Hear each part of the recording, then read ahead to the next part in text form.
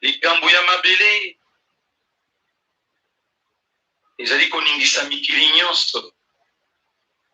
Soki nalingi koloba likambo ya mabele, elingi koloba tala baninga na biso na Angola bazali kokufela mabele. Baninga na biso na Afrique du Sud bazali kobunda mpona mabele. Baninga na biso na Rhodésie bazali kowela mabele. Likambo ya mabele, oh, likambo ya mabele, likambo ya mabele, oh, oh, likambo ya mabele. Nsanguma, likambo ya mabele, nsanguma. Nsanguma, likambo ya mabele, nsanguma. Nsanguma, likambo ya mabele, nsanguma. Likambo ya mabele, nsanguma. Nsanguma, likambo ya mabele, nsanguma. Yona ya yonga na yanga, likambo ya mabele, nsanguma. Yona ya yonga na yanga, likambo ya mabele, nsanguma. Mabele bakoko batikelanga, likambo ya mabele, nsanguma. Nsanguma, likambo ya mabele, nsanguma. Nsanguma, likambo ya mabele, nsanguma.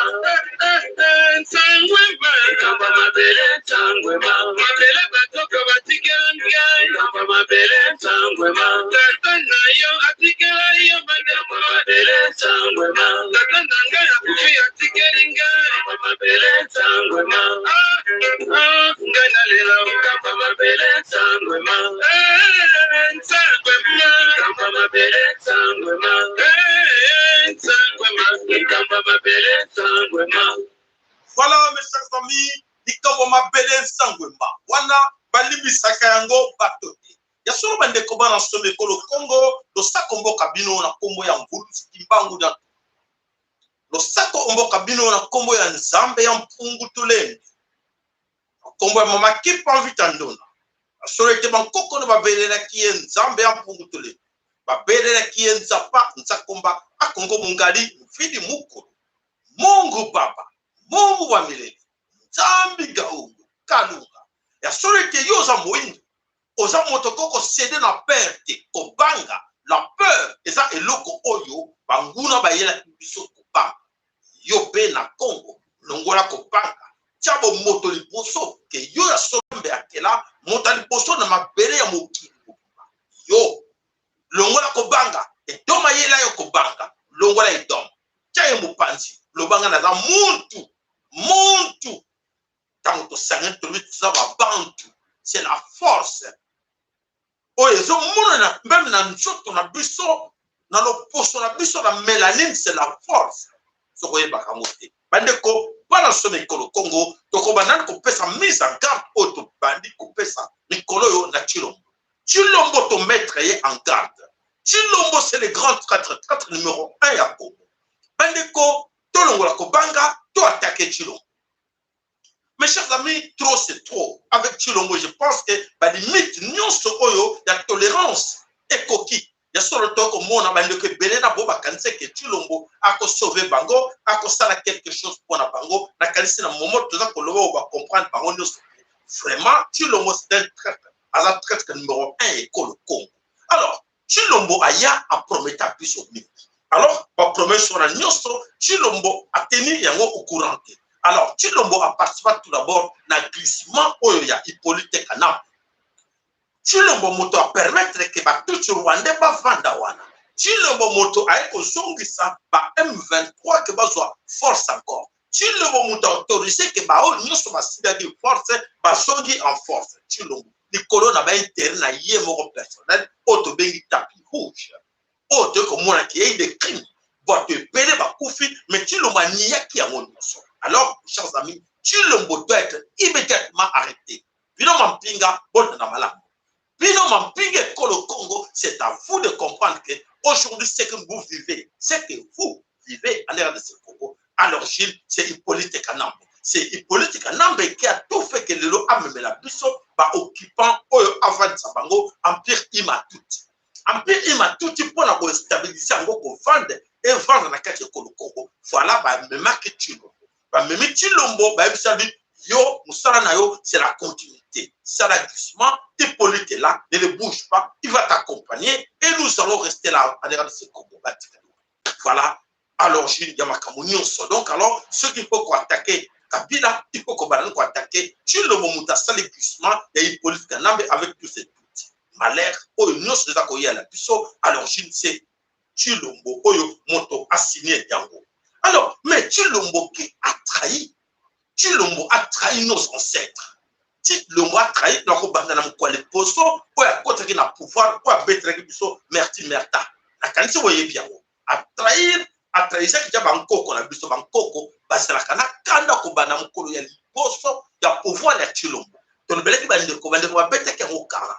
Nous avons dit que comme la bino wana, lelo la qualité 4 ans Chilombo, au monde badika. La 4e libotanaï de proche na yi. Non so à exécuter bango, à éliminer bango, à sacrifier bango pour le pouvoir. La qualité boye qui ressemble à bino du solo wanati. Alors, bande combat dans ce mekolo Congo na qualité o nyonso tokoloba oyo bino nyonso boyebi yango bien. Chilombo oyo alelo apesa ba promesse ebele. La promesse est belle, après ça, à réaliser à ta moralité. Mais par contre, se rendre compte. Où allons-nous avec ces gars? Par exemple, quand ça me chose, non, comme les amis, il y a soda, à ta mouni, à la paix, à ta moko, à la paix, tout ticate. Car on a comme on ticana, la quantité de la garde présidentielle, tu peux la garde républicaine de la quantité. Bango soit balusa munduki pour beta tulo mais tala lelo total a venir na bango total a bana na bango lelo va comment va prostituer va se comment prostituer à cause ya obéissance oyo ba kota et pas ya Chilombo oyo ba coopérer na ba tuti mais Chilombo s'en fout de vous bino mampinga Chilombo s'en fout de vous beaucoup mona démonstration au nous Chilombo celle ma belle Koloko nous allons vous expliquer pourquoi d'où vient tout ce que Chilombo a sali lobby dans ma belle Congo ya komona ke ba soda bazali ko tambola dans ma belle Congo ba tambolela ki po nani nous allons vous expliquer lelo nyonso oyo et salama ki na ma belle Congo oyo komona ki ba soda bazali ko tambola to la sambina ngo en image mais to banana nous na ba promesse oyo Chilombo a pesa ke biso ndeko moko azo ko pesa explication to landa ye na bo kebi nyonso.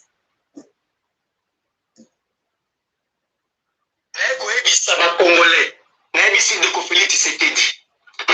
Félix Tshisekedi, il est grand temps de démissionner. Président Félix Tshisekedi, le mot démission, ça se trouve dans les dictionnaires. Et ça a un sens dans la vie à un homme politique. Il faut démissionner au président Félix Tshisekedi. Pourquoi il faut démissionner au président Félix Tshisekedi? Politique sécuritaire, nayo, on a Estamboka échoué. Si le plan diplomatie a échoué, si le plan économie a échoué, si le plan social a échoué, sur toute la ligne, le président Félix Tshisekedi a échoué, il faut démissionner pour sauver la République. Congolais, monsieur, comme on a faire avancer le pays. Donc, le président Félix Tshisekedi doit démissionner parce que ça ne peut pas s'expliquer. Quand tu es dans l'opposition, le président Félix Tshisekedi a été dans l'opposition. Il était opposé à un régime Ozalaki. Mais une opposition qui arrive au pouvoir a une recette politique qui était sur le plan sécuritaire, diplomatique, économique. Au sein de Malam ou Koleka. Donc il doit démissionner. Le président Félix Tshisekedi doit laisser le pouvoir.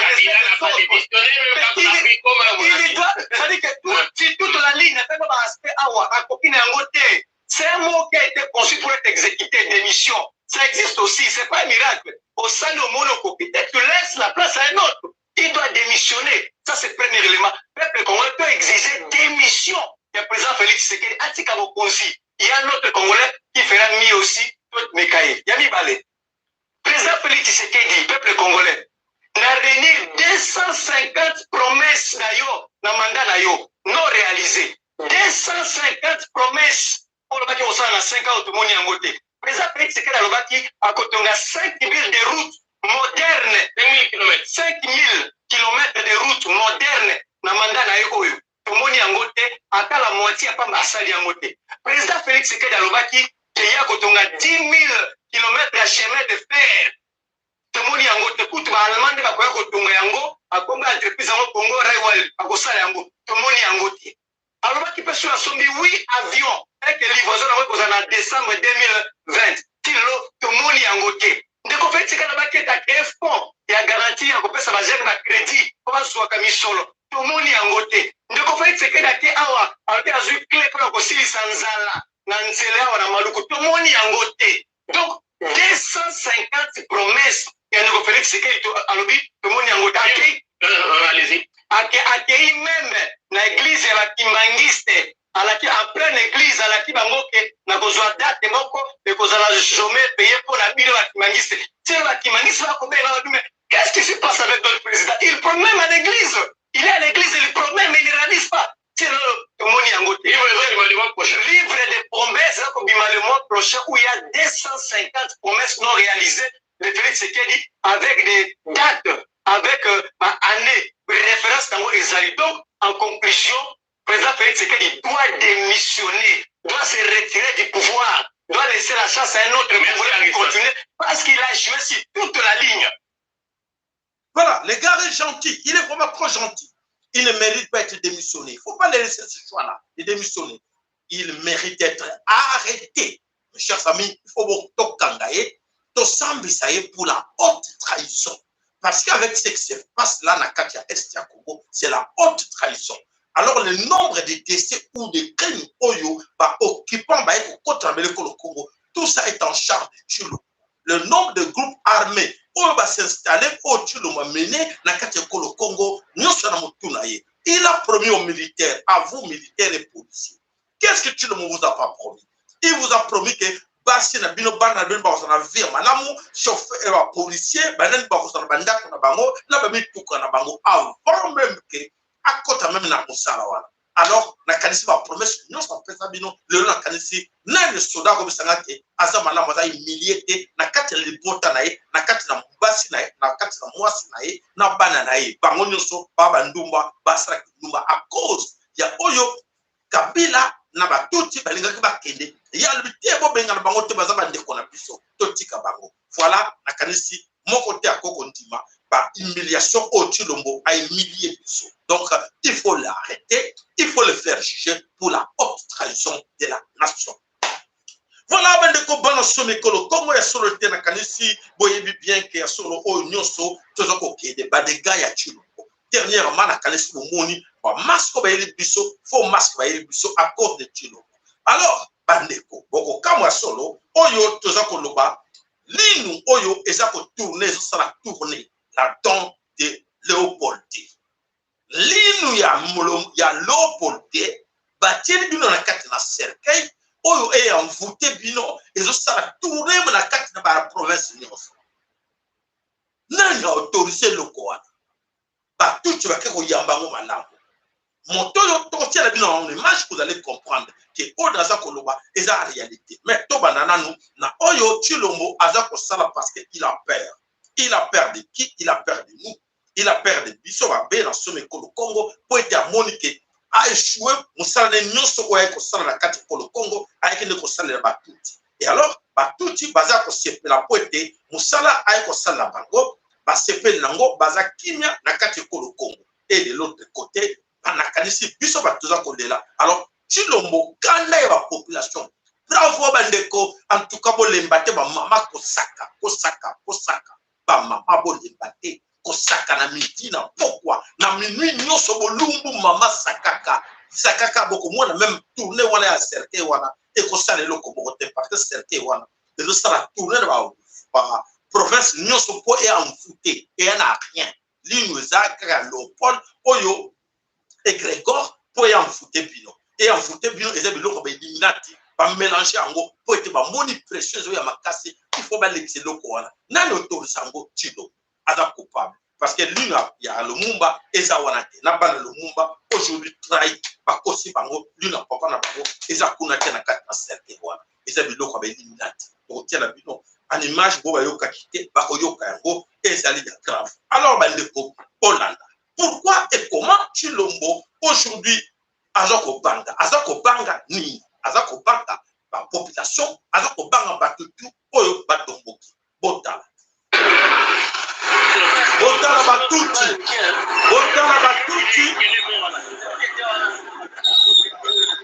Tshilombo a regroupé batutu nyonso ba bele okota bango wana affaire marché ki bango na mokolo ya lobi bakoti basivila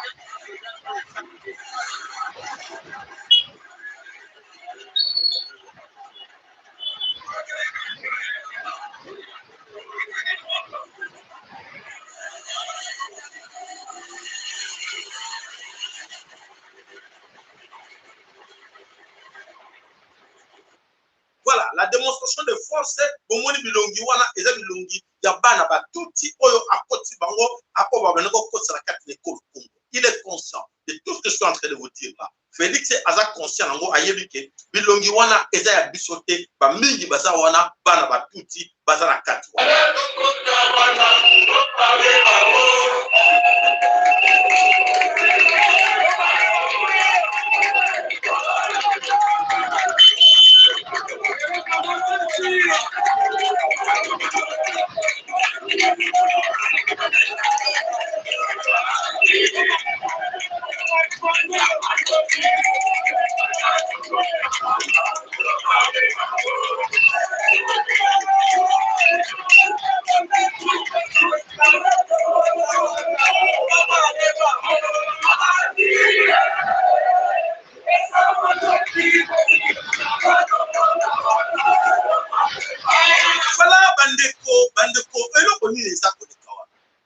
C'est-à-dire que Tshilombo a peur. Il a peur de qui? A dit que pression populaire est ma case.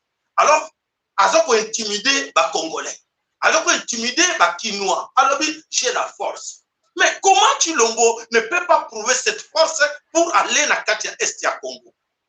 Force, à sa démonstration de force, dans la Kinshasa. Pourquoi ces gens-là ne sont pas partis là-bas à l'Est du Congo? Vous avez compris. Donc, c'est en fait Félix Tshilombo, wana baza ba Rwandais oyo bakota na kati ya Congo. Mais biso ezo le bela biso rien.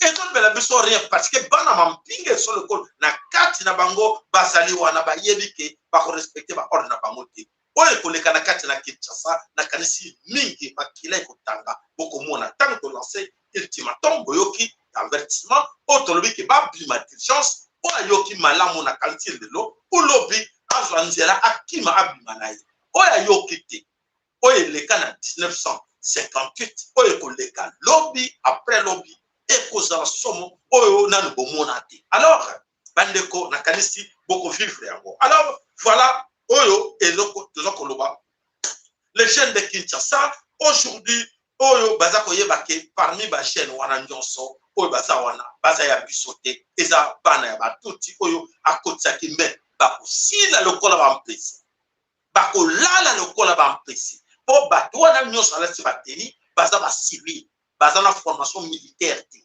renseignement au-dessus la source civile oyo baza na kati kwa bino ce sont des civils tolati bango teni pona ko sa ko impressionner bato pona ko sa démonstration de force. Voilà moyen oba ke de kuna na est estate vometo la sabanka na Kinshasa que sont là mais ce sont des tout oyo ba tout ba yaki na bango Félix azo sakana biso. Voilà comment Félix azo sakana be na Congo. Alors c'est à vous to ko laksa ye Félix akoyeba ki solo mokili wana mabele wana za kimbangu na kana Félix a histoire kimbangu te ya quand tant que kimbangu est dans l'église kimbangiste. Kimbangu ce n'est pas l'église kimbangiste Félix Tshilombo. Kimbangu mvulusi kimbangu ja ntungunwa ce n'est pas l'église kimbangiste oyo kenenge biloko belinati OK ko meka puissance na yo kuna ce n'est pas ça tu yo kanga bien oyo na Christali maloba ya mvulusi kimbangu. Voilà bandeko balanso mikolo Congo. Le pays est en danger aujourd'hui. Le pays est en danger. Donc, c'est un pilon, maman, Kosaka, Osaka, Mikolo Nyonso, Obele la Bangkoko na pilon, Obele la Zambia Mpungutulendu, Bele la Naputu, na Tongo, na Pokwa, Bele la Makasi, Loba, Yasoro, Bangkoko na Biso, Bolimbisa Biso, Tozanga Kiko, Tobosa na Kibino, mais si ko Toko Yeba Bokasi na pilon, alors Bangkoko, Bobele la Bangkoko na Biso, vraiment, la Kanisi, Tozana elonga. Là c'est Syria momoni ko banga ezo saraye abimisi ba soda ba tuti Rwandais oyo ba criminel oyo amemi wana kati ya Congo be to ko mona bango ntela ba sila to bisi bango ayokite ba tsaka mutu makasi be ba koyeba ba nani ko ba ko bundana bango mokolo wana. Voilà bandeko bana somme kolo Congo. Voilà, vous avez bien compris que Félix Tshilombo a peur. Alors oyo nyoso bozali ko mona wana ezali kobanga ya Tshilombo.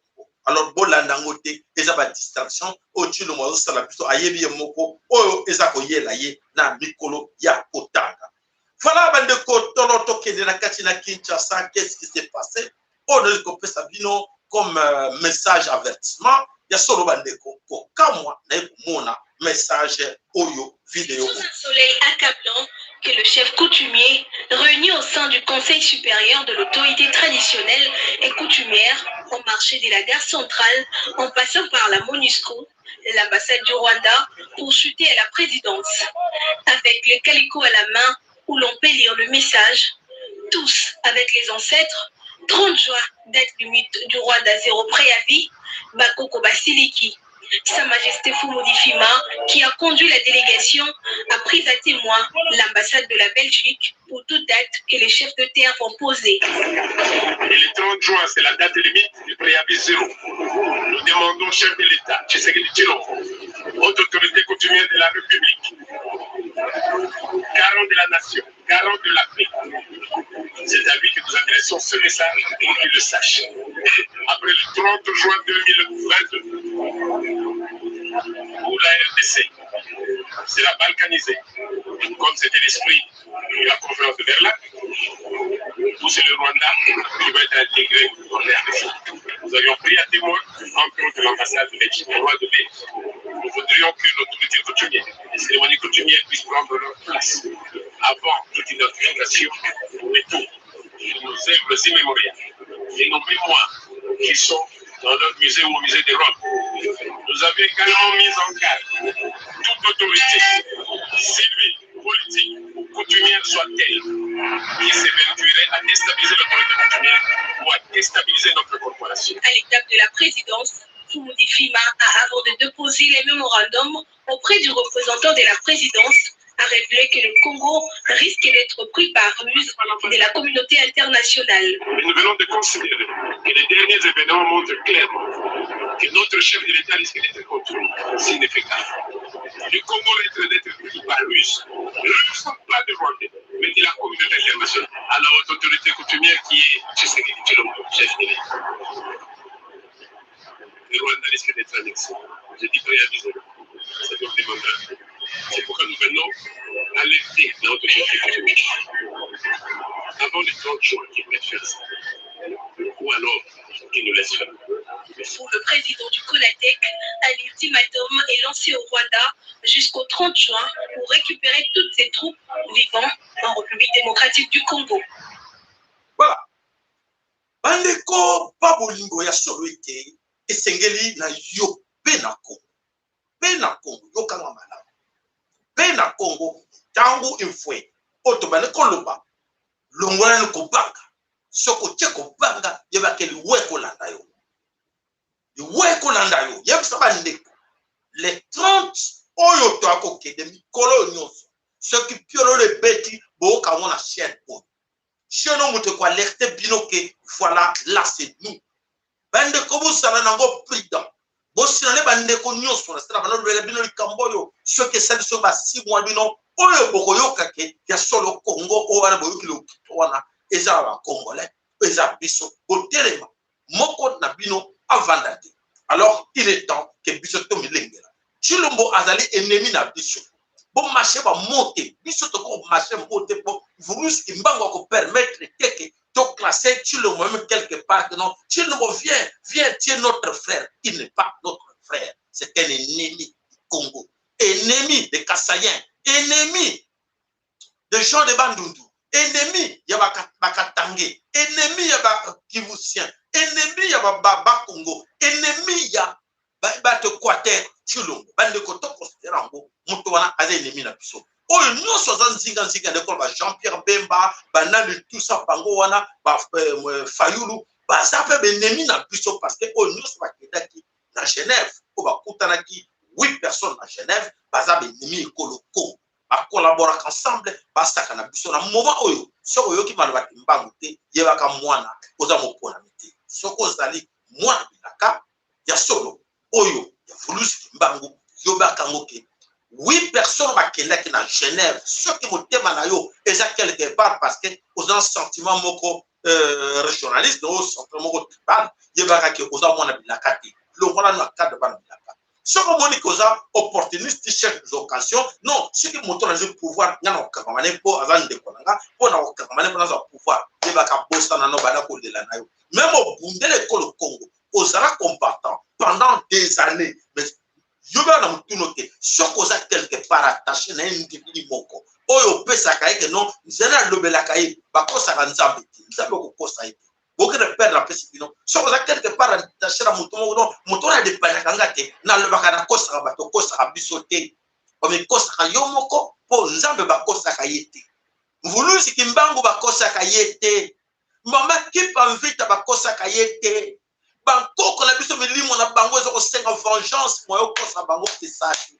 yebake mokolango kosala fopa te kokangama mokolo wana okokangama ntango tobisa bino ondimela biso ke eza koya na mabele ekolo Congo matondo omboka bino po ete ya solo oyo nyonso eza koleka na kati ya ekolo Congo ekomi ntango oyo bankoko na biso nyonso batelemi po ete babunda na biso elongo Congo oyo bankoko na yo babelelaki bakoko na biso bapelelaki alors ezali tango na biso mpe totelema po ete tobundela yango po bankoko baza kosenga tobundela yango biso na bango elongo bandeko bana some ekolo Congo ya soleke na kanisi bomonaki oyo toza kolobela bino ke makambo eza koleka na mokili oyo bandeko ebele bayebaki teke ya solo makambo eza koleka ya somo pourquoi cette histoire d'une force d'un oyo bake kozwa mbongo ya Congo ekei na likambo ya lokuta eloko nini eleki wana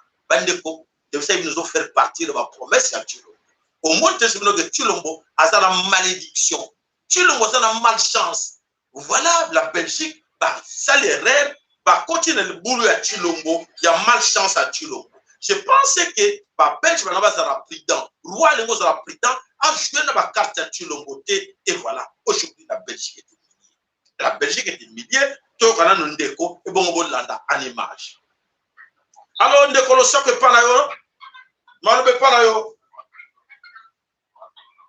utasala matondo mingi na kusala kutoka kusala ukimeza kumona ndenge vérité oboda kweteka fili batu akizala na machine nyonso te obato la vérité oyo ba awala shekali mongi bakokola deja baza na kati ya contrôle ya koyeba bato nyonso to bazotrahi babele ya Congo parce que mama lobaki ekoleka ndenge elutaka na 1960 bakokota na bakoluka nzela ya ingeta apa babiso mafola bandeko bakokota bakoluka nzela ya kobimela lokola bango bazosaka na bakanisi kimbango eza oyo eza ekibangise mwenye Chilombo tokanisa bakoya kokomprendre kimbango eza ya kokola mese mwene oya bakoko na biso batikela biso babele wana po bango bazoyeba teke kokoko nde ekokamba mokili ya sika bana bango kanisami eza te to bango bazolia kaka bango bazolia kaka mbongo baokise bapapie de banque oyo bamedeke bazopesa bango emai ama omoni bai ama ndenge ya bimisi na artiste wande nyonso tukoza mesa lokoko informe peke kongole bayeba baartiste nyonso tozomona bajeune artiste wana barebo bainosbi basamarino bajeune wana nyonso tu wana oyo bayeya bajeune tala bazobima mikolo so de tuki wande oui exactement bayeba bango de tuki wande infiltration ya batuki bakoti bango na kati ya monde ya musique bakoti bango na kati ya monde ya bamedia bajournaliste ebele tomona wana bapapi ngoma eso de rwande oyo bayaki bana mike bazokola wana de 25 ans ya Kabila Christian Bosembo banani pesa ouais bamedia congolais Christian Bosembo banani toi on est surtout là bamisusu tomona bango bataide pe baotema bazolobaka eza ba rwande exactement ça batikali wana nyonso to bato tozomona bango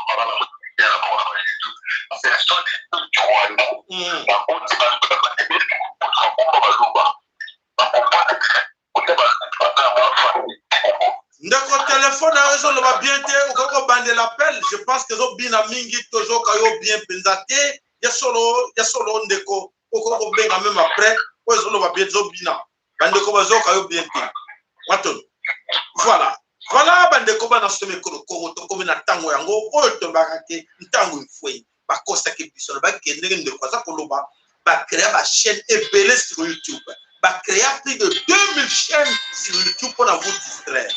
Voilà, donc oui ndeko 2 minutes s'il vous plaît pour to kende mwa lombango 2 minutes. OK.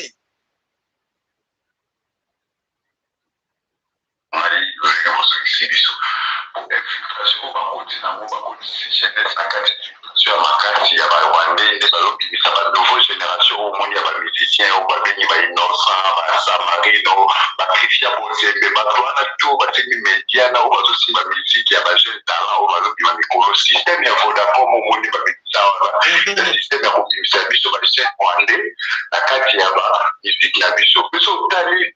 La norme de musique n'a pas la musique au papa na biso babeta ki mwa kala taka kama différent donc on va y kana ko makamula ba ko ide sika ko kodisa bien makati ko kodisa culture moko boye ya mvutima kati ya génération ya Congo ya Kinshasa lino wana ko bazoya na la Kinshasa ya limite kata nemba mesa ko ya ba sanduku ya ba machi pour na kokunda pour na ko renouveler ba pouvoir ya ba tuti parce que ba tuti bazana ba to travailler la pouvoir ya élimination ya kokunda kama machi mais au monde la bandade ba toko ba diko au blongola les signes wana ba fama ba de ko tshara bandade ba tsheke mo zaki samba lukonde gouvernement na ya ba ko ko kunda ba biloko na Kinshasa pona ba renouveler ba pouvoir on va faire na échanger wana ne ba so sala wana ba longoli ya lumumba wana ba tsheke on a fait ba ndaki biloko wana ndaki ba biloko wana ko te ba ne ko kunda amajina ba ko te wana moni échanger et la tante fait à machine à bon faire beaucoup d'habitants. La canille sur la on les pour aller des temps les batailles à la révolution pendant il y a moins de signes qui cherchent qui y a pour caractériser la cercle magique il y a l'élimination parce qu'il y a juste la cercle où tout ce aussi à l'île où il y a besoin de se battre oui pour renouveler la kisi il y a ça on a tu le voilà ali à ba bon ba de là ba zo pesa ila maka ba zo bimisana ba Rwandais ba défilé wana tout ba tout là ba les infiltration Rwandais ba komi ebele na Kinshasa mais là ba ko ba biso ba ba kima ba ko da mais ba ko lokatela ya kobima ingeta ya solo bandeko to bandeko bele lango depuis la semaine passée cette histoire oyo Félix a comme la biso linu ya low politique linu ya low politique moteza tout tambola na kati ya ekolo Congo tourner o boza ko mona wana na kati wana linu ya Lumumba eza na kati alors famille ya Lumumba esalisoni ya komona kia solo linu ya Lumumba eza wana te mais bango bandima tango koma oyoke ezotambola bolanda l'intéressé azakolo. Dis-moi, c'était le seul à y avoir été. Je me taisais. Quand avez-vous décidé de faire disparaître les dents? Hier ou avant-hier, lorsque Louis était ici.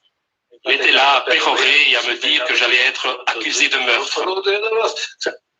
Qu'avez-vous fait alors? Ce que j'ai fait?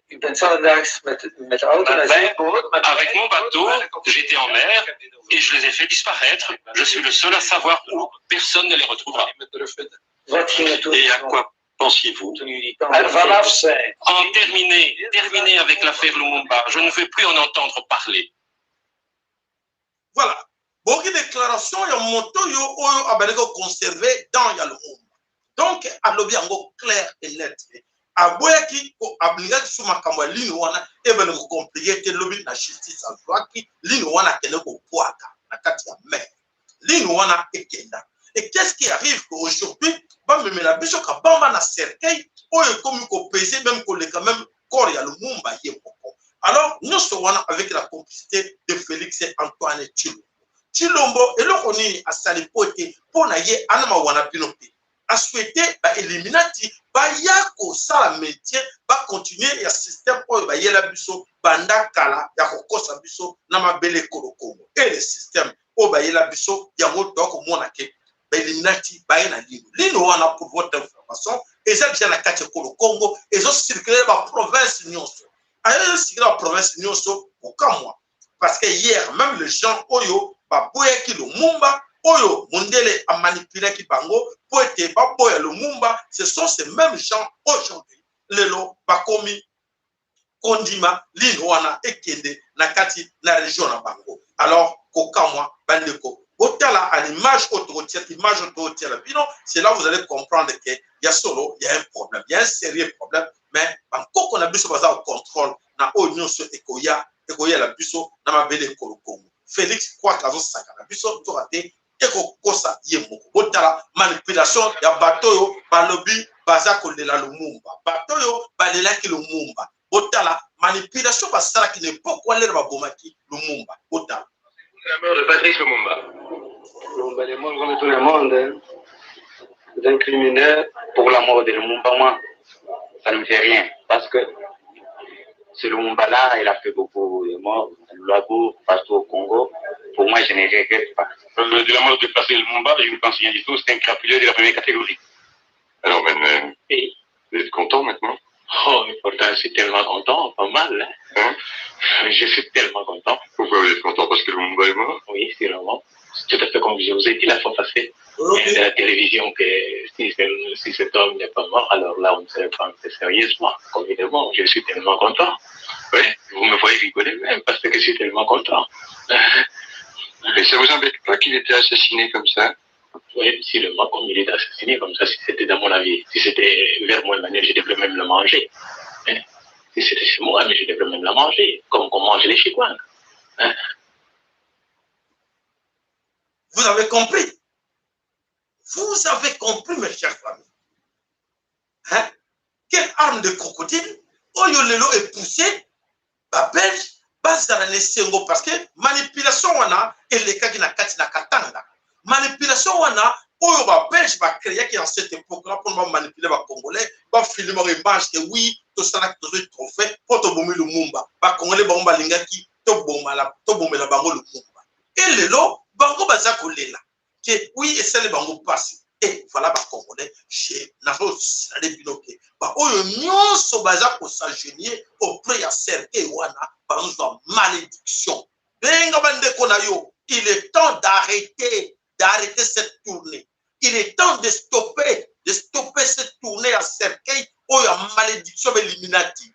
Benga bande qu'on a bien en province nyonso loba bo buka Serkei wana bo tumba yango. Ce bo tiki yango do konde ko structure la carte ko le Congo malais ko sabino na bana na bino na ba province nyonso baza ko ndiba ko kede ko s'agenouiller auprès ya Serkei wana. Bo kinga wana eza maloba ya vuluski bango eratakate. Eza bino maloba na nganga. Bato bandi bakate ba vivaka yango. Ba like na bino sera biso un grand plaisir. Vos like s'il vous plaît. Ba like peut bouger. Ba like na bino et bouger ba maman na monde que ba like za mingi na c'est. Allez, tu as besoin de ba like na bino et ningana. Alors bandeko na kanisi boyo ka makambo yo et pas une chaîne soute. Ezaka la chaîne. Toujours na posta pe ba like na bino et matama moke to mona yango et poussala. Ya solo ba like na bino. Ya solo maman ana to moni ba like na bino te. Maman Valentine Mafuta, maman maman Claver, le sac pas nabino, tout le monde va like nabino et poussana, s'il vous plaît. Like nabino poussana et ça va être un grand plaisir à moi la question de ça la mine pour même pour la binoté et pour la banane. Pour la te sauver à venir ya banane bino. Wa yeba ka ngoteke. Lobby omoni na kanesi mingi ba ko regretter lobby.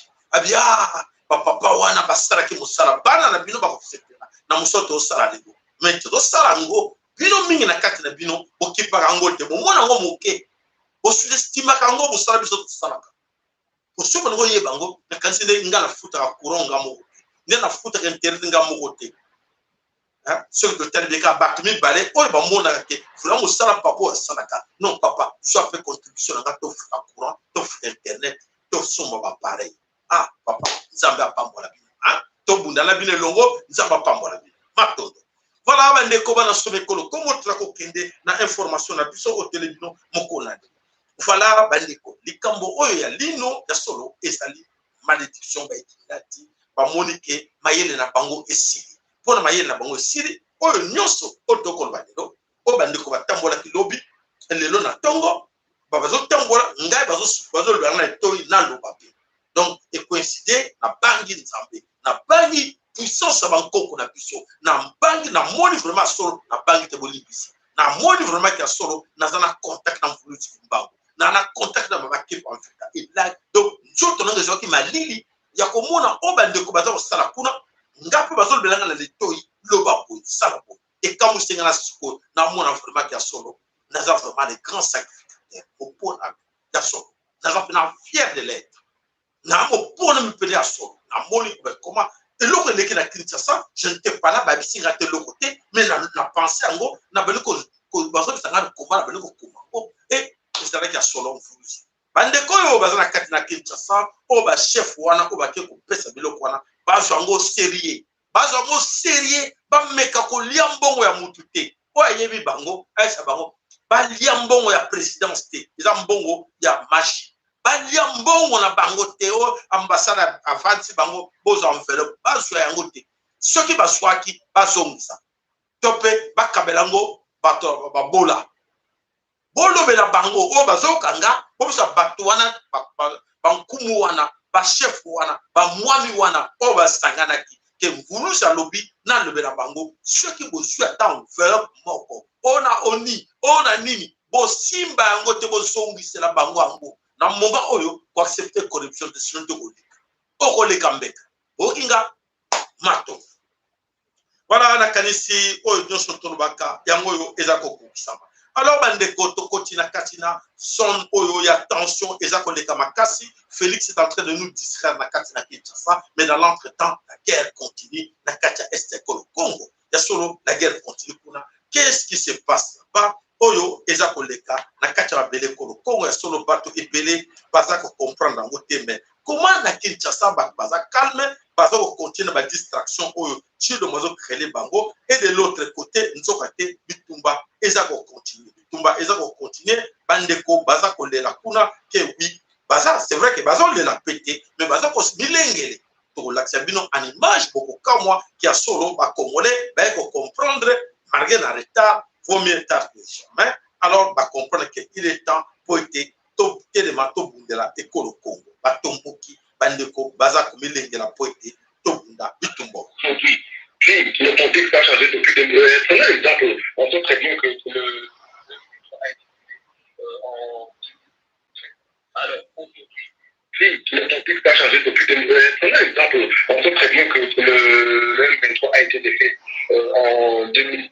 Le Nablus, exactement. Quand il y a une partie qui est partie en Ouganda, il y a ceux qui sont venus au Rwanda, qui ont été désarmés et placés à plus de 200 km de la frontière congolaise. Aujourd'hui, ceux qui ont repris les armes, ils sont venus de l'Ouganda. On n'en parle pas. Pourquoi? Mais on est en train de dire que ceux qui sont là sont soutenus par le Rwanda. Parce qu'aujourd'hui, quand tu es Rwanda, non. Donc, il faut vous supputez. Anam Kouralinda, vous supputez que le M23 qui a repris les armes en novembre dernier, ces rebelles-là viendraient plutôt de l'Ouganda. Les rebelles qui ont repris les armes sont venus de l'Ouganda. Je l'affirme, il n'y a même pas à hésiter. Mais aujourd'hui, on nous parle d'un mouvement qui, en 9 ans, ne peut pas se réarmer. Pourquoi? Ça n'a pas de sens. Tout le monde, même le ministre, même les autorités congolaises, admettent aujourd'hui que ce mouvement exploite les richesses de ce pays, le sous-sol et tout ce qui s'y trouve. Donc, ils ont les moyens de s'armer. Personne n'oublie que ce pays a une frontière avec 9 autres pays. Voilà. Là, c'est qui Oyoaza Kolobawana, Azali représentant, il y a porte-parole, il y a gouvernement, il y a Rwanda. Oyoaza Kolobake, oui, l'armée, le gouvernement congolais, bayebi makambo nyonso oke ba M23 wana baza wa kizeka bisno porte-parole adjoint du gouvernement rwandais oyo boyoki oyo aza koloba. Donc oyo boyoki message wana ezali porte-parole adjoint ya gouvernement rwandais oyo na RFI. Alobi kaka bangote andimi moko avugeki eza bangote mais ezaka bango ka temeba oyo ba M23 wana bauti pe na Uganda. Voilà. Comment on a dit boulot ya chino. Kalana a eu confiance à pèse na Uganda, Uganda le bi a ennemi na Rwanda, na l'air boy a comprendre que Rwanda na Uganda ba yambani. Oh là là, ensemble. Koloka ya muteli.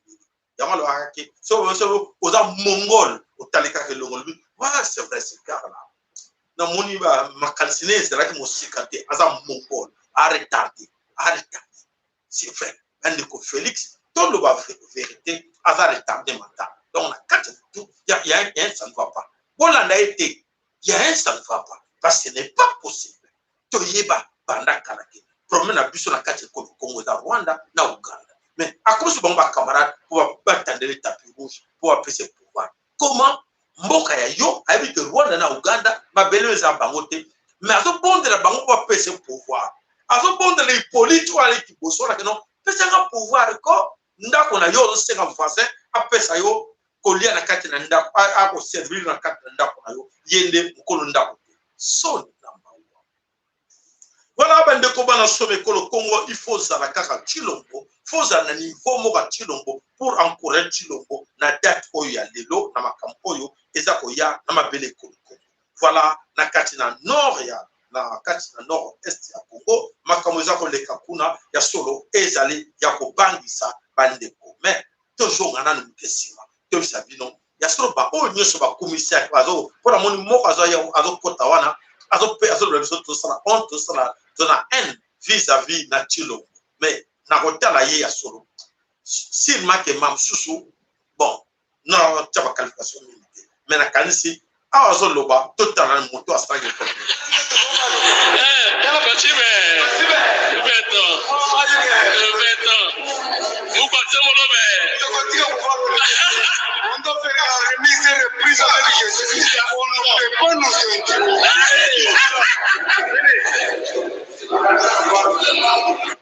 Voilà. Au moins, les motos, pour le week-end, on s'en remise et reprise là.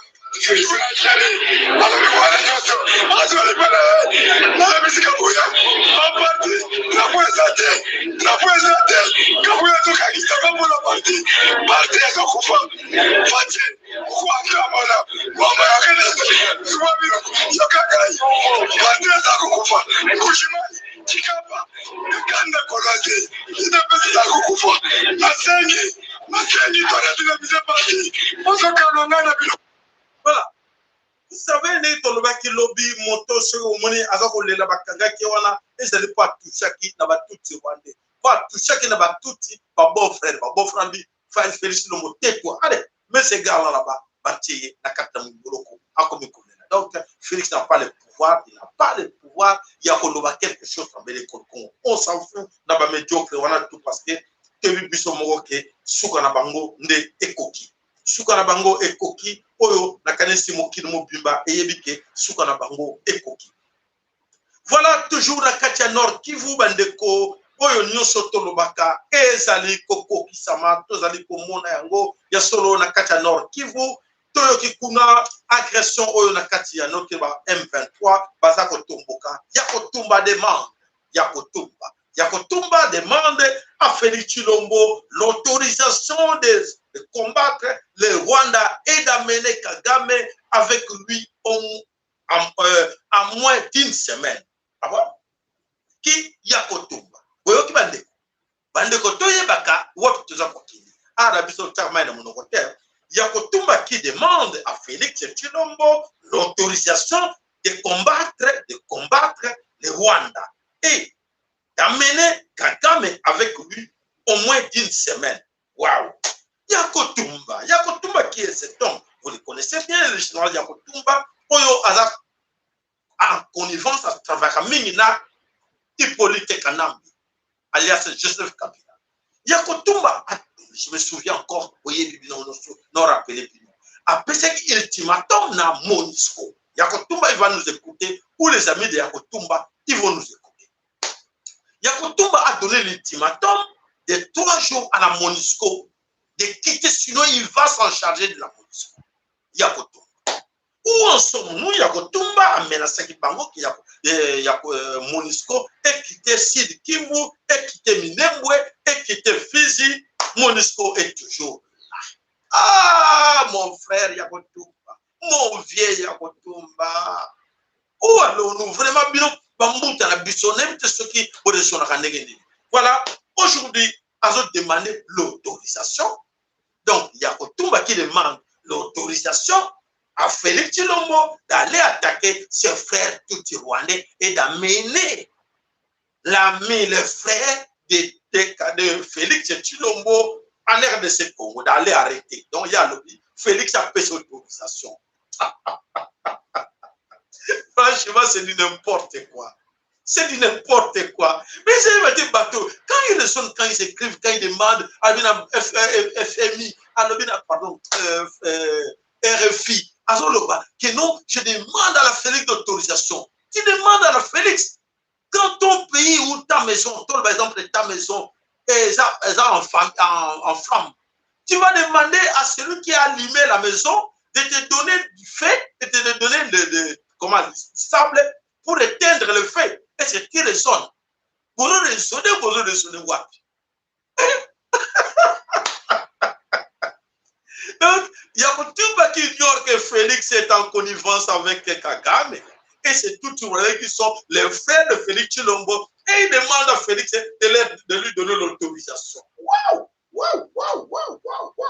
Alors, mon frère, mon grand frère, Yakotumba, arrêtez de faire semblant. Déjà, un jour, dans balancer ma image, c'est grave, c'est grave, c'est grave. Kimvulusi kimbangu bankoko na biso makila bandeko bino otangisi na yo na kabila na est ya Congo wana na Kivu wana na Sud Kivu wana à cause de l'or. Vous allez payer ça trop cher. Oko futa yango trop cher. Voilà, alors ndeko lo sakwe pa na yo malbe pa na yo.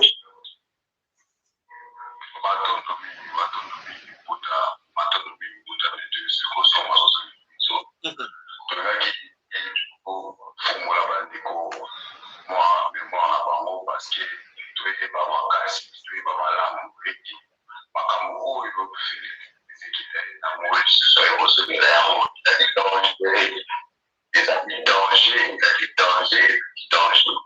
Donc danger là na moma oyo nazoyebisa yo koko na biso vuluski mbango babelge bayaka na cercueil ndenge moko bakendaka nango kotika ya bacercueil wana na kamba cercueil wana basala ebembe moko basala ekeko moko na kati ekeko wana ezali na lisu moko bakamba lisu moko bafongola babelge basala ekeko wana oyo bakekima makufi metongo bakenda ngo bakomaka bakinshasa mopepe esalemaka ya makasi mopepe ya bajour wana ya makasi okoma bakomi nango papa moko alobaka akiakamba esi bangoki mama alobaki peki otakufi ofokola cercueil mwana kaka tobembeta na kati bembe okoleka na moko okomika tokeli na moka kuna mutu akotaka te mutu amonaka te eloko ezala na kati bazwa papa wana bato ya kamba bayebi bakoma ye makambo oyo toluba oyo ya bacercueil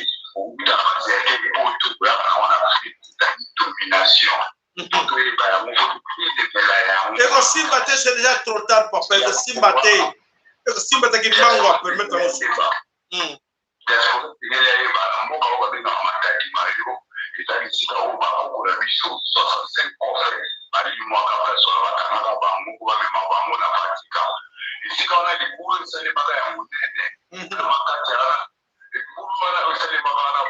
Missionnaire na batika bapesaka bango ordre babisaka bango ke okanga esika wana génération na bango bayeba yango te yaka na ya makasi bakokola biso wana babendelaka bakomo ndako ezalemaka ya makasi ema libula monene libulu wana lelo ezali na kati ya profonde bakanga yango batonga yango ndako bapesa yango responsabilité na église kimami mpe bakoma basote wana na ntango mokutu balinaka bafongola ndako wana bakekisaka motu kuta baseke ya minene oyo bapakika babandela kongo biso mpe na ntango ya mabungene ntango mabungene bakutanaka kimbango parapara ayesaka ya bingai nali tokokutana babina makati mayo po mabungene ayesaka ye soko za kimbango ya studio nga na koyebisa bato nini ebandipeke ngai nakutana kimbango kimbango sekokende kokutana ndako wana ya 4 porte esika oyo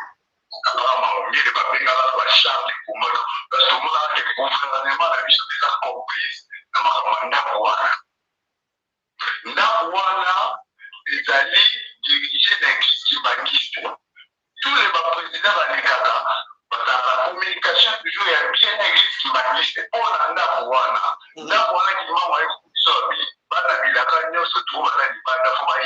secret ya ndako wana ouais photo na yango biso bamessager tolaa tokoma kuna basalaka biso na triangle babengaka bachar de combat zero wana kabila bazalaki kabila le père nde bakomaka biso te biso ezalaki kabila wa mwana bazalaka baécorge biso nyonso bamessager oyo tozalaka wana bazalaka bakoma biso yango wana ntango kokoma mongeli batikalaki na priere biso tobimaki etake basivile oyo azalaki militaire batikalaki na ye po bafonctionne baquestion moko oyo ezalaki exigence batiaki mboka na minute eza na contrôle na bamenace ya barespect bino mpe kozobima kwa barespect parce bino na gouvernement luka barebele toza barebele tokutelaki kimango ifo tokena batalima yo kote okona biso balimo ndako moko na gouvernement batrikasi wana baportement balimangisi yangosa bango toza na droit te ya kokoma kote ya ndako wana eza ndako ya bilaka bakabaki ndako wana eza bamama na bilaka nde bakokoma wana donc bilaka ekoki mpe baseka oyo toza na yango bakokona biso mosusu bakama bango te badisparaitra yoki bakombo na bango te mais lisolo oyo ndako matalima yo ekolepanzana bayebi yango bayebi ke danger eza matondo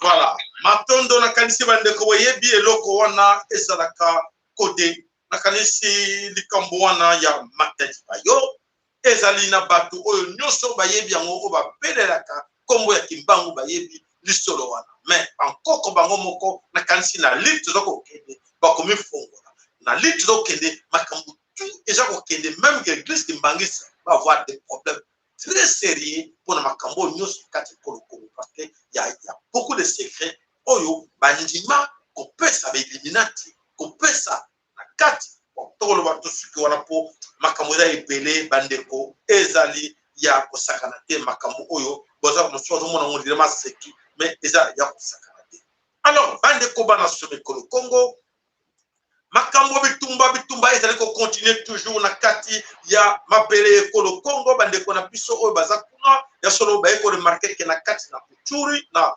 Ruchuru plusieurs camions ya véhicule fal en fait véhicule du camion oyo ya basoda euti Rwanda euti Uganda ekoti en passant par Bunaganda ekoti Bunagana ekoti na kati ya ekolo Congo.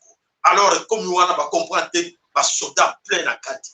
Alors, est-ce que le gouvernement congolais, la défense, donc, c'est-à-dire que les soldats, avant même Félix que nous signions accord à Nairobi, les soldats kenyans, parce déjà dans ma belle Congo. Si Koyo, Bakisem dans la belle Congo. Mais comme tout le barra toujours, mon limo papa m'a frôlé les accords mon limo papa m'a frôlé les accords bunda, papa m'a frôlé. Ala biso ya solo toloba kiango to bani koluba mi bakokota ne bakaba nzela ko private bokota bakoti bazotonda ya solo mabeke toloba kete mabeke to alerta ki bangote mabeke to biseki bangote ke non dernier avertissement ultimatum sortez mais tolobela ki bango nani a condamné biso personne parce que toloba kiango tolobi encore lelo que sortez dans l'immédiat bayoki toté, bayokité. Alors, pas au résister. Oui, c'est bien mot de résister. Résister, restez là. Ce n'est pas nous. Nganayo, est-ce que yo nana mundu? Rien du tout. Mundu tia mun maloba oyo mbeli. Mundu ki kole kamaloba oyo ezate bon. Boum. Et les autres projets tout pour na Congo nani na Congo ya mfuzi bango. Mama ki pamfita. Nzambe ya mpungu tulendo. Pouf. Et la posala musala. Mato. Voilà, armée na biso ya solo eke na kati kuna eza konginda, mais de l'autre côté ya solo bande pepele totala animal. C'est ça. Ndio situation iko tunaangalia watu kimbia kila watu na sio sababu.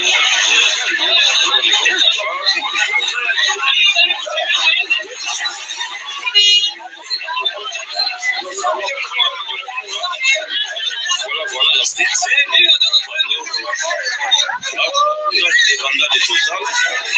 C'est un foot de travail mandable.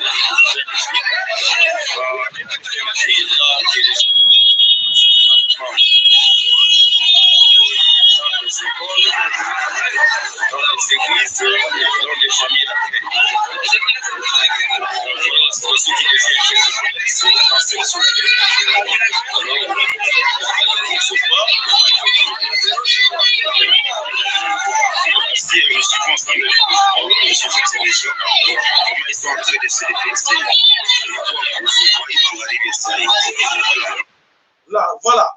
Là, c'est Arumangabo. Voilà, la population Bazako Kima, ça ne va pas. Et de l'autre côté, Félix a une démonstration avec les soldats Tutsi, Nakatia, Mabele, Yakinchasa, et Zapasi, Pemawa. Mais, Andeko, vous découragez, tout découragez, Wana, et Sengelike, et Salima, et les Kandege, vous avez comme Wana, parce que, Awa, Wana Nyoso, et Salaki Tango Yakara. Mais si Koyo, Bangkok, on a besoin de responsabilité. Zambe oyo akela mabele kolo Congo atelemi poete approuvé beneni ekolo Congo ke ya solo ya za mokili poete pino mokanze ke boko dominer Congo ti wapi ya lebi non eloko nyonso uboya ki nango ekomi na suka oyo nyonso bozo pouvoir poete bo pesa ba Illuminati ba ko dominer biso eko sibalso et Félix c'est trop tard o balaka c'est trop tard Félix Félix oyo kana ki bisote so oyo kana bisonde makambo epele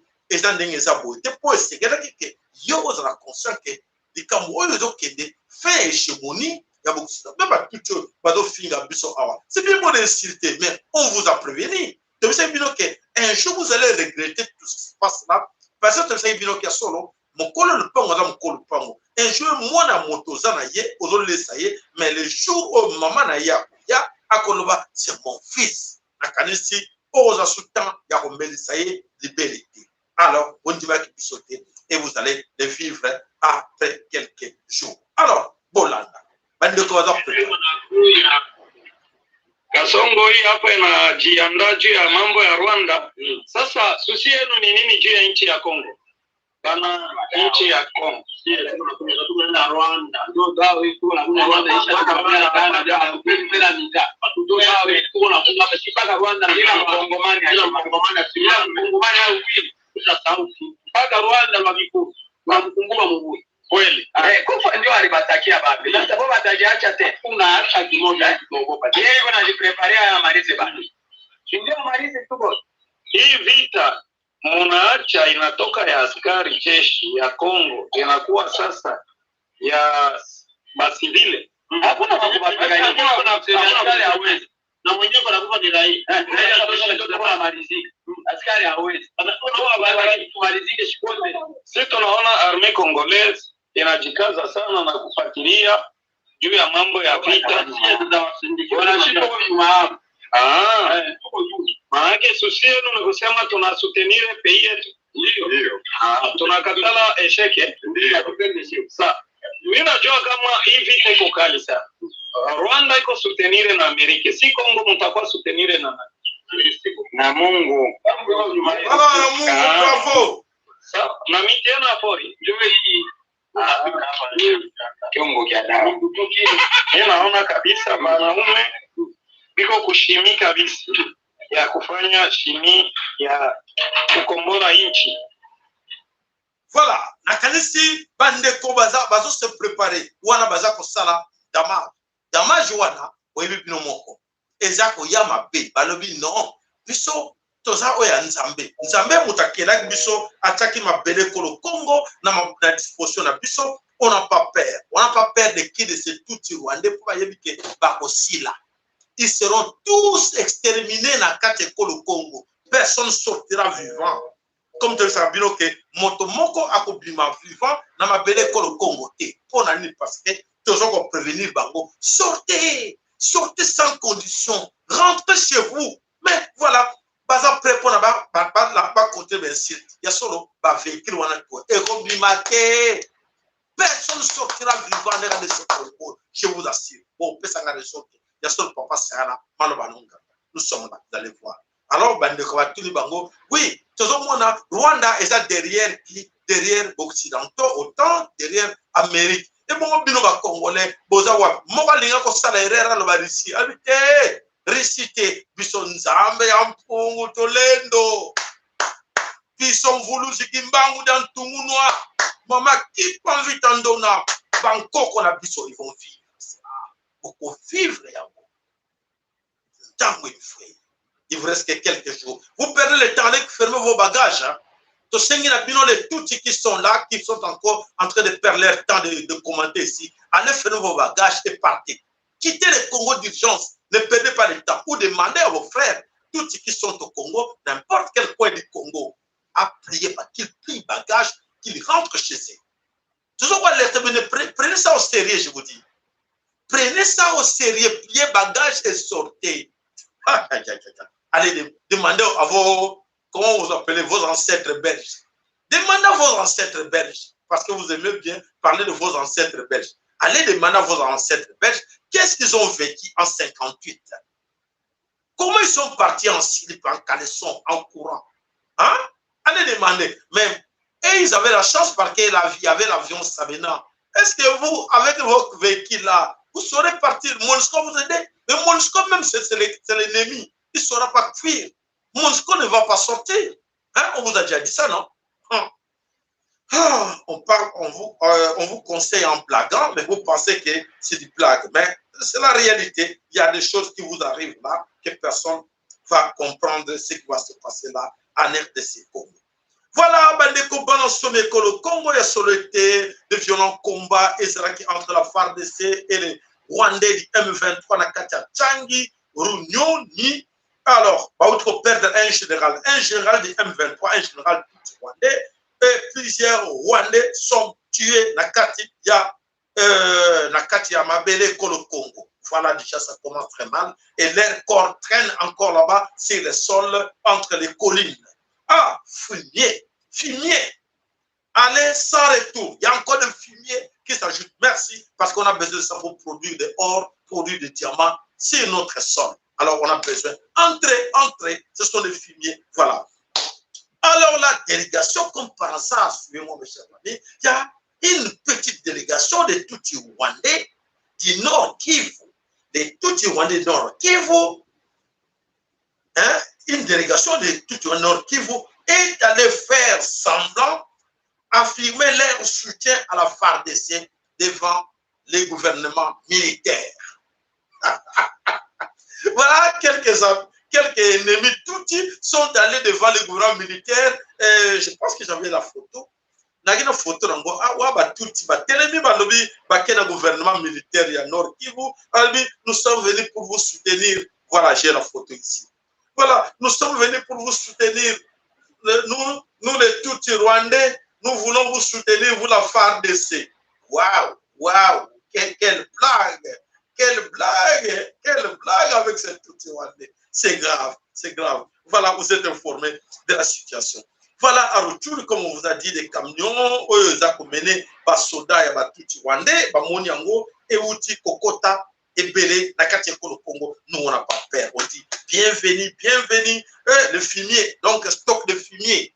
On va appeler ça comme ça, le stock de fumier, et continuer à Katiako, le Congo pour produire encore plus de or, Oyo, Kagame, Aïbaki. Plus de or, Oyo, les multinationales, Aïbaki. Voilà, on a besoin de ce sang-là, comme ça, il produit encore plus d'or. Ah, vous avez compris? Il ne faut pas avoir peur pour ça.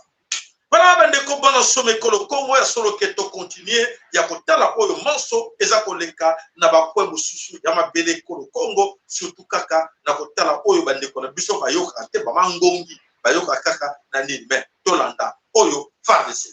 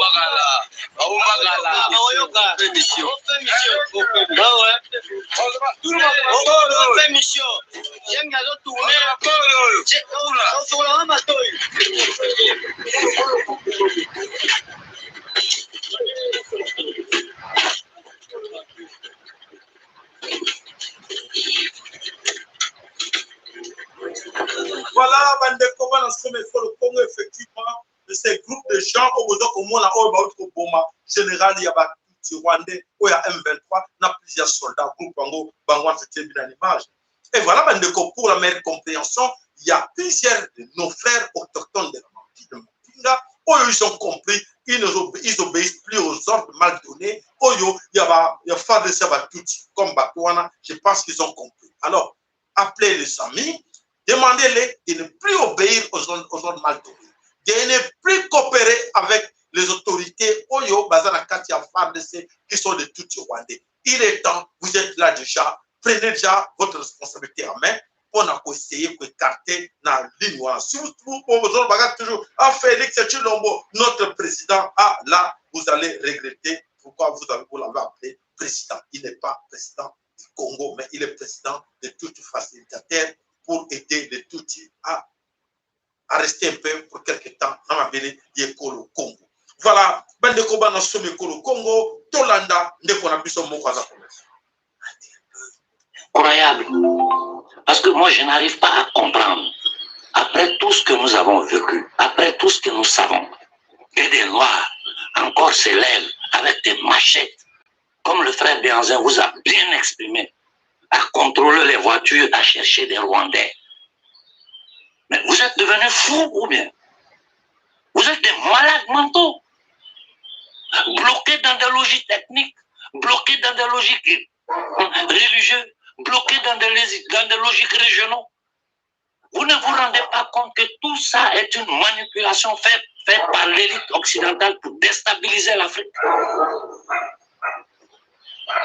Le même Kagame allait s'asseoir avec Soros, les Rothschild, les Rockefeller, c'est-à-dire les gangsters de ce monde, pour dire qu'il va utiliser le Rwanda comme expérience du Great Reset, c'est-à-dire du World Economic Forum. Vous savez ce que ça signifie? Pendant qu'il pille le peuple rwandais, il pille le peuple congolais, ensemble à Tshisekedi, c'est deux faces de la même monnaie. Ils travaillent pour les mêmes patrons. Et comme Béanzin l'a bien exprimé, on reçoit le roi belge. Les discours du roi belge, vous avez oublié? Les gens qui ont massacré notre peuple, coupé les mains, brûlé, tué, emprisonné, il n'y a pas une sorte de torture que les Congolais n'ont pas subi de cette élite satanique. Après tous les morts que nous avons eus, cette guerre qu'il y a eu au Rwanda entre la France et le pouvoir anglo-saxon, combien de morts? À la fin, c'est un agent de la CIA qui a gagné et ils ont imposé Kagame, un assassin criminel au peuple rwandais et des minables en Afrique. Les vidéos sont encore en ligne, Kagame le panafricain. Mais vous êtes totalement bouchés. J'ai dit à la jeunesse africaine, tous ces minables-là qui bavardent sur la toile, c'est pour des miettes. Ils sont en train d'hypothéquer votre... Voilà. La quasi, Otolobaka, Bozoka, Mobilo Moro qui a solo bandé Pelé, va comprendre la situation qui se passe en Afrique. Le problème des Africains, c'est-à-dire que beaucoup basillés en retard. Mais nous sommes là pour passer le message. Mais ils sont distraits parce qu'il y a beaucoup de chaînes sur les réseaux sociaux, Oyo, na YouTube, au bazar, aux ambons, à ennemi, pour la distraction à 4 côtés. Bandeko Boyeba, ma réalité, c'est ce qui se passe. Mais vraiment, de vous abonner massivement, n'oubliez surtout pas de partager nos émissions à vos amis. Like et message, c'est un grand plaisir. Vos likes, c'est gratuit. Personne ne va te dire que non, si on tient like, on va 1 euro, on va foot, $1. Non. Vous allez quand même te mal, nous déconstruisons, nous serons pour l'intérêt, c'est peu de ça, et caca. À 5 bon, on a 5 like. C'est un bon coup de problème parce que vous avez besoin d'un bon côté, vous avez des communes. Mais quand vous avez ça, notre plaisir. Mais ne pas comprendre que l'oko, tout contribuer pour la chaîne chez les plans, il y a tout le monde qui a solo. Biso, parce que charge, et les autres,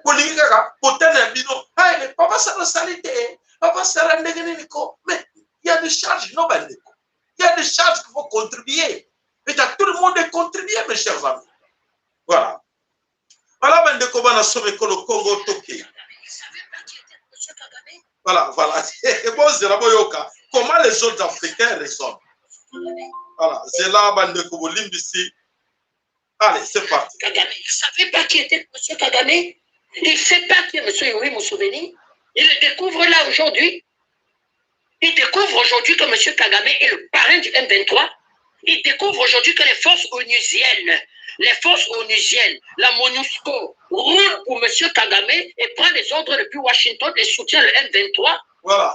Donnez-moi le nom d'un groupe rebelle qui a été anéanti, neutralisé par la MONUSCO. Voilà. Et M. Tshisekedi est arrivé quand le président Kabila estimait que si je gagne l'élection, la MONUSCO part de son pays. Mais M. Tshisekedi a renforcé les moyens de la MONUSCO. Pourquoi la MONUSCO alors, qui est force d'interposition chargée d'assurer le maintien de la paix, n'apporte pas un soutien militaire clair à la mer de RDC? Voilà. Et lui, il va s'allier plutôt à M. Yoweri Museveni, qui est allié indéfectible de M. Kagame, pour venir combattre M. Kagame en RDC. C'est-à-dire le clan des Siciliens. Ne demandez pas à Kagame de se prononcer dans les affaires et les bisbilles du clan des Siciliens avec pour patron Washington et M. Biden. Ne nous demandez pas. Vraiment. Ce sont des incapables. Il va falloir virer ce monsieur du pouvoir et faire revenir une puissance, une force politique patriotique qui pourra s'allier avec d'autres forces patriotiques de la sous-région et pouvoir pacifier la RDC. D'accord, merci. Vous avez suivi? Vous avez suivi? Les Bandeko, tout le baragot tout le temps, non? Cette histoire-là, surtout à MONUSCO, surtout à Occidentaux, comment? Mais mes chers amis, pas congolais. Est-ce qu'il y a encore des politiciens ou, soi-disant, des intellectuels congolais? Oh, bah, qu'on comprend, mais ils sont tout autour de Félix Lombo. Mais parce qu'on ne voit rien. Que le lot, toujours, ça va humilier les autres Africains en parlent. Les autres Africains nous qualifient de vauriens, des médiocres. Les autres Africains nous qualifient des idiots, des Congolais idiots. Quelle humiliation, Chilombo et tes amis, vous savez que c'est dans l'histoire. On écrit ça. Demain, nos enfants, vos enfants vont lire cela. Vos enfants à vous auront honte d'écouter ce qui s'est passé entre telle année et telle année. Vous étiez au pouvoir. Et que ça la passe. Je pense que même aux ateliers, cimetière na yo, tout le monde va voir que la mousse d'ailleurs, vous allez tomber.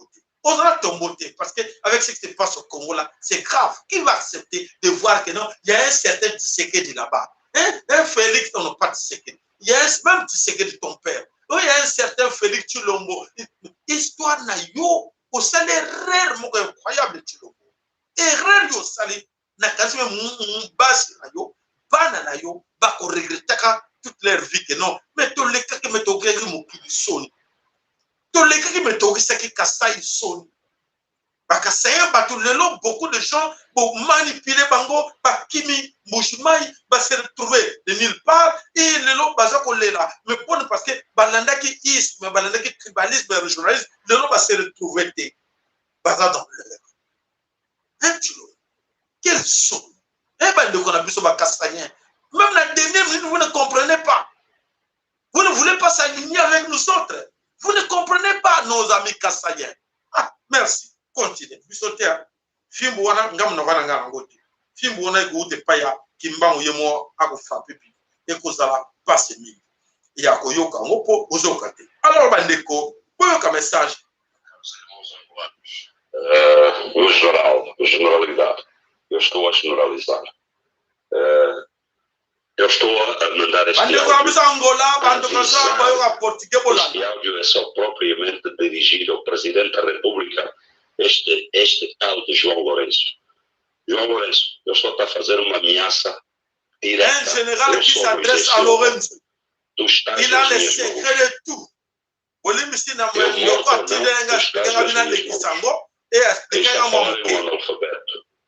Pôs a farda como tu puseste na altura em que tu punhas a farda também. Estás nas minhas mãos. Eu estou-te a ameaçar, Presidente da República. Em Angola ou em nenhum país do mundo tu não tens nenhum crime contra mim.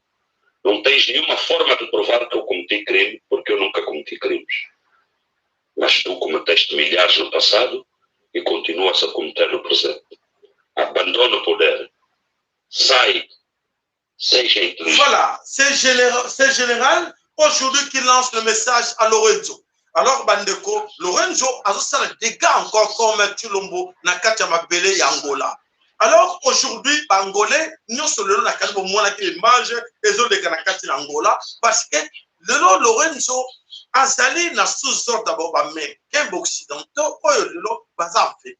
Est-ce que tant qu'on lance un message dans les autres Africains, surtout Bantou, au bazar aujourd'hui manipulé, la carte Angola, vice-premier ministre, un tout Rwandais.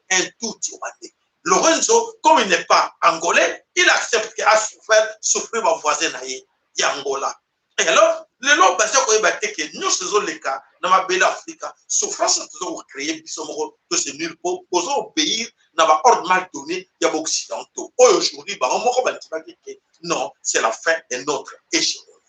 Est-ce que tout ça ils comprennent ça ou pas? Si le lot que bandeko bateau va soit présent cercueil avec des choses illuminati, ça n'a pas tourné la catégorie Congo. Ça koye bateau te pour bateau, bateau là cercueil wana. Il n'y a pas de blancs là-dedans. Il n'y a pas des occidentaux là-dedans. Il n'y a pas de Belges. Mais ce sont les Congolais. Voilà ce sale boulot que vous êtes en train de faire en 21e siècle. En 21e siècle, vous êtes encore sous soumission ou en ce moment où les autres pays africains ont compris que non, on ne peut pas se soumettre parce que là, vous prouvez aux gens que vous êtes des idiots. Vous êtes des médiocres. Vous acceptez toujours être liés. Incroyable. C'est cercueil qui circule là dans toutes les provinces. Est-ce que va Belge ne va pas se cercueil ou occidentaux ne va pas se cercueil? Mais vous oubliez que dans cette histoire-là, voyez bien, vos consciences peuvent dire qu'il n'y a rien, il n'y a pas une dent là-dedans. Mais biloko va tirer la carte pour envoûter, passage non sur aux collègues. Mes chers amis, téléphonez vos amis. Bon, arrêtez progression à cercueil. Nous allons répéter encore la troisième fois. Bon, benga bandeko baza na ba province nyonso. Bon, arrêtez progrès ya cercueil wana. Et que ça la badega dans vos têtes pour l'avenir de vos enfants. Est-ce que plus de 60 ans, 100 et que depuis 1885, ça ne suffit pas pour vous autres? Ça ne suffit pas pour dire que, écoutez, non, il est temps, comme les Maliens, comme les Tchadiens, que les autres ont compris que non, restez chez vous, nous restons chez nous, et on verra bien s'il faut recommencer après pour travailler ensemble. On ne peut pas le faire. Qu'est-ce qui nous manque? On n'a pas de tête. On n'a pas de bouche. On ne sait rien faire. Oui. Pourquoi? Parce qu'il y a des gens, des collaborateurs qui sont dans la politique, qui sont dans la religion, qui sont dans les églises, qui se croient prêtres. Il y a un moment où nous sommes là où nous sommes. Une question comme ça, vous allez me donner la réponse. Est-ce que vous avez un prêtre blanc, un sango, un évêque blanc, aller se confesser devant un évêque ou un prêtre noir?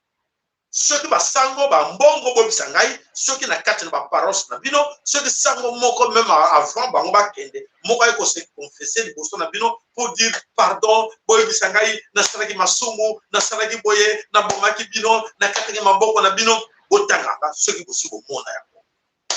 Wana ne tusenga na bino, botipliquer biso bino ba prêtre. Mama munganga nzambe, mama ma sœur, soko benga biso pour ceux qui existent, le lot attaque Skabino Bozali, na kati na ba couvent, na kati na ba lié Bozali, wana ceux qui pena ba mwana kayoke, ya solo pe yoko pelo balikamu oyoka, ba yoke la yo, pour le la puissance. Voilà, bande ko bona somme ekolo Congo, vraiment c'est vrai c'est décevant, mais to l'embate parce que nzamba banko pour la biso asasali na biso na biso longo. Matondo papa mafolo na musala nyoso saraki oto saraki na yo elongo matondo papa mafolo na bikoza ko bunda na biso longo elonga na musala saraki matondo papa mafolo matondo ngulusi bangu dan tungunwa matondo mama kipa vitandona matondo nzambe ya mpungu tulendo matondo nzapanza komba kongo mungali vidi mukulu mungu baba mungu wa milele zambi kaungu matondo bankoko na biso matondo bankoko yo oyo to bosana ki bango ya solo bankoko balamuki Matondo maman le sac et pas na yo, malombo kayo, réponse et pas na yo. Mais de quoi il va yo kayo. Omona nanote. Voilà, maman lobi amona nanote. Azana katia esika pena bango bazali. Mais omona nanote. Donc c'est voilà. Donc ça dit que maman na makambo ya cercle do circuler. Yo monya ngondenge nini par rapport na conception na bino na niveau esika yo sali po va esika masola ngo za ko bomba.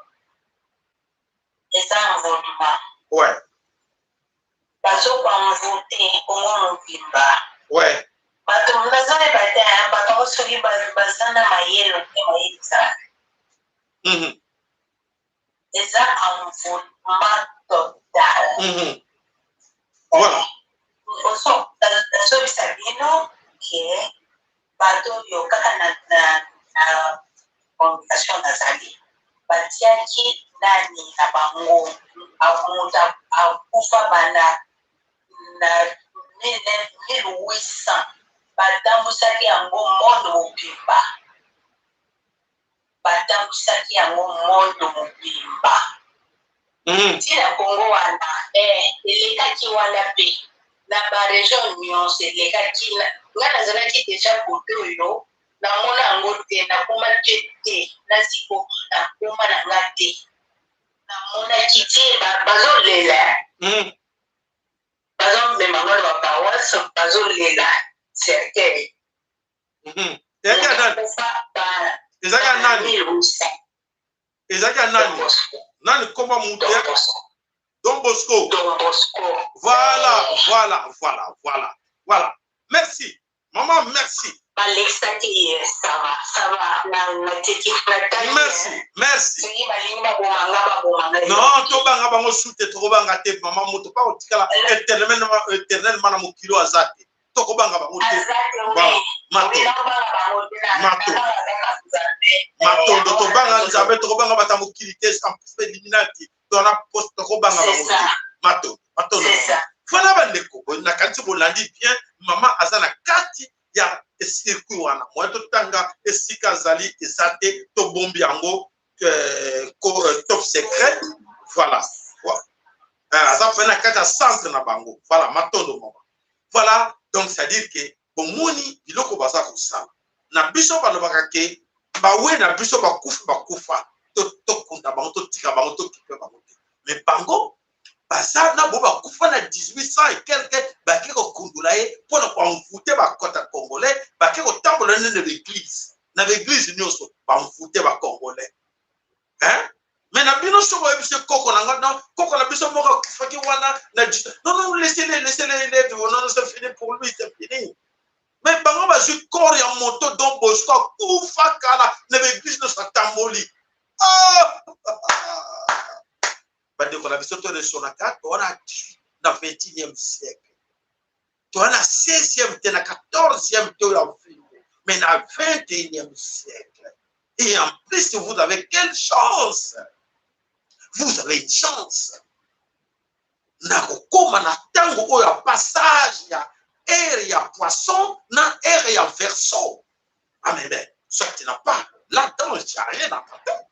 Sauf que dans la tête, il faut comprendre la réalité de ce qui t'arrive. Et surtout pour tes enfants, défendez vos enfants, s'il vous plaît. Défendez vos enfants. Expliquez vos enfants. Tu as été, donc, tes grands-parents étaient aliénés. Ils ne comprenaient rien. Parce qu'ils avaient peur de faire les recherches. Ils n'avaient pas d'informations. Parce que les gars qui l'ont mené la reddition et d'hommes ne voulaient pas l'expliquer tout. Il y a des codes secrets dans tout ce qu'ils ont, tout ce qu'ils savent. Mais vous avez de la chance. On vient de passer le temps du poisson en temps de verso, l'air et verso, air et verso. Quelle chance que vous avez, ma maman. Quelle chance que vous avez. Quelle grâce, disons. Vous aimez bien ça. Quand vous dites, quelle grâce. Il y a passé des temps, mais ça doit passer aussi dans vos têtes. Hein, ma maman, patata, ça doit passer dans vos têtes pour comprendre que nous sommes pris à l'ère et à poisson et nous sommes en 21e siècle et à l'ère de verso. Vous avez de la chance. C'est une grâce. Et alors profitez-en, expliquez à vos enfants. Et comme ça, ils vont comprendre que on nous a menti, on nous a dit ça, on nous a dit ça. Ah non, c'est fini. Mais on vous dit, on vous prouve, on vous explique tout. Mais vous ne voulez pas quitter. Vous êtes toujours l'attaché. Quelle malédiction! Quelle malédiction, Chilombo! Quelle malédiction les Congolais qui sont au pouvoir! Quelle malédiction pour les Congolais qui sont dans les religions! Dans les religions! Dans les religions! Hein? Zambia banko qu'on a vu ça. Le kumu et son girabango. Pour banko va terminer. Avec bana na biso mingi bazana kacha kubunga. Tokene to sekwe bango. Comme papa mafolo aningi saki. Comme papa Sahara so oningi sa a songi pouvoir na biso ali banko ko banko terma. Voilà bande ko tango ekoki. Todo senga na bino boba ko marcher na kati na France, na kati na Europe le 30 juin. Boba ko marcher. N'oubliez pas bon marcher ma kolongulu.